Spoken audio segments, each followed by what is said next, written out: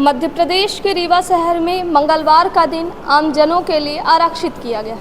आरक्षित करने का कारण यह है क्योंकि उस दिन रीवा कलेक्टर द्वारा जन सुनवाई की जाती है, आम लोगों से मुलाकात की जाती है, साथ ही उनकी परेशानियां जो समस्या रहती हैं उनका निराकरण किया जाता है।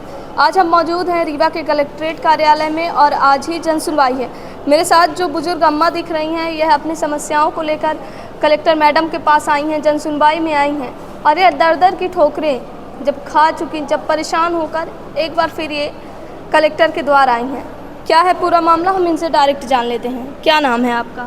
इंद्रकली साकेत, गांव घोपी, पोस्ट घोपी, थाना मनियमा, जिला रीवा, मध्य प्रदेश। क्या हो गया था आपके साथ, क्या कारण है कि आप आई हैं? हमारे साथ ये हो गया साहब कि हम आज 50 साल से हम घर बनाए हैं, घर पर रह रहे हैं, अपन बहू बेटी लड़के लड़किया बच्चा घर पर रह रहे हैं।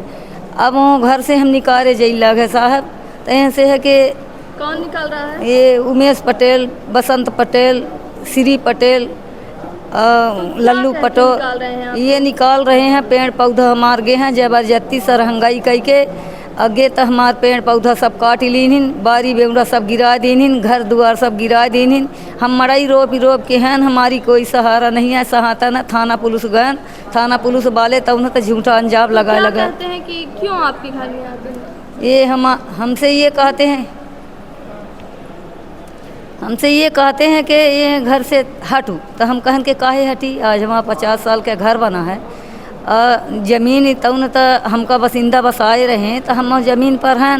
एंठे सरकारी ज़मीन 90 डिसमिल है। अच्छा, तो जहाँ आप रह रही हैं वो सरकारी ज़मीन? हाँ, सरकारी ज़मीन 90 डिसमिल सरकारी ज़मीन है। उनके बोल रहे हैं कि ये हमारी ज़मीन है, तो हाँ, उनकर 2 डिसमिल में हमका बसाए रहे हैं, तो हम बसे रहे। उनके पूर्वज, हाँ। उमेश पटेल अब घर से हमका निकाल रहे हैं। राम टहल पटेल हमका बसाइन 2 डिसमिल हमका ज़मीन दीन। हमारे 2 ठे लड़का विकलांग रहे, वो सरपंच रहे, हम पंच रहें। हम घर से तो उन्हें तो अब निकाले जाई लगे, उनका लड़का हुआ ज़मीन। जिस ज़मीन में आप रहती हैं तो क्या उन लोगों के नाम है?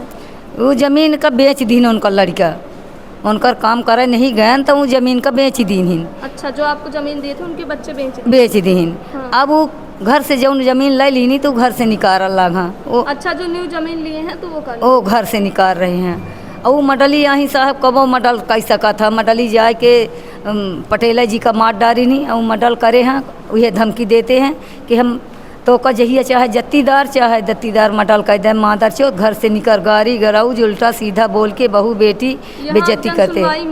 हाँ, यहन हो गया ले लीन कागज, अब पावती लगा दीन, कहीं जाओ SDM साहब सुनेंगे।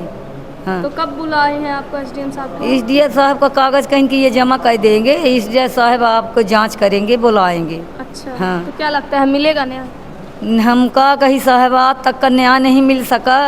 आज 10 साल से हम परेशान हैं। आवास का पैसा आवा है मुख्यमंत्री जी का, तो मुख्यमंत्री जी का पैसा 8 पिलर पड़े हैं, 8 पिलर का कार हो चुका है, आज तक का घर नहीं बनावे देता ही अपराधी लोग, तो आज तक का नहीं न्याय मिलने लग गया। तो हम कहा जानी कि न्याय मिली न मिली।